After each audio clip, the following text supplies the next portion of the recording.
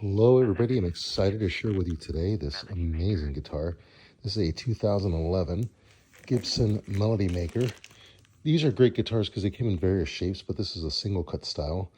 Now it looks a lot like a Les Paul Special, kind of similar, but this is unique because this guitar has a maple body, mahogany neck. This headstock, they don't add the wings to it, so it's a little bit smaller in shape, but it's got these awesome vintage style button tuners on it. This guitar needs a little bit of love, but it's in great shape for 2011. I'm not sure what type of pickup it is. I was told it's original, but we're going to find out. The other thing that I do, and I've never had a guitar that was a wraparound style. These you can't really intonate because there's no positions there. So what I have done is I've ordered an intonatable bridge, and it's right here. So this is going to allow us to still have that wraparound look and feel. However, it's also going to have the ability to individually intonate the strings for each one so that each one can be always in tune no matter what position you're at. So the main thing is just to make sure that this fits. Looks pretty gravy to me. So next step is to put this on the workbench and bring it back to life. So as always, lay it down and give it a quick overview. Start loosening up the strings so that way when I cut them, the tension's not going to cause some crazy shift on the neck. I almost forgot to do this part. This is like everybody's favorite part, right?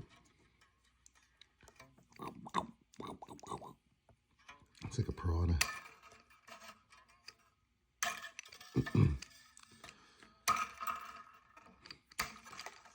Haphazardly just. Okay, so now we got the strings off. We got the tailpiece off. So the first thing is, this is the original tailpiece I was on. It's wraparound style, but as you can see, it's all marred up from the strings, but still in great shape. I mean, nothing wrong with that.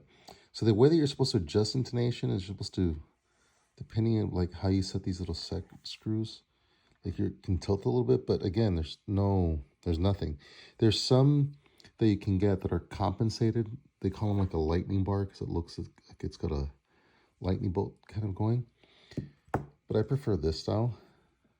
And this has individual saddles. The strings will go in through the bottom, like right here. They'll come out, over, up, the neck and up there. The main thing is just to make sure that this fits. Which, yeah, looks like we're in good shape. And I must say, I think that looks actually pretty sharp. Fits right in. Then I tend to take this pick guard off and see what we got going on underneath. Okay, so I got all the screws off, and of course, got all of our screws organized. So let's take a look to see what's in here. So we're going to be careful. It feels like the leads are kind of short. Ooh, I got some, if I had to make a guess, that looks like that could be sweat. So that's actually not a bad sign. So that means they probably have not taken off the covers. And yep, we have definitely an authentic Gibson USA pickup there. Now the trouble is I'm trying to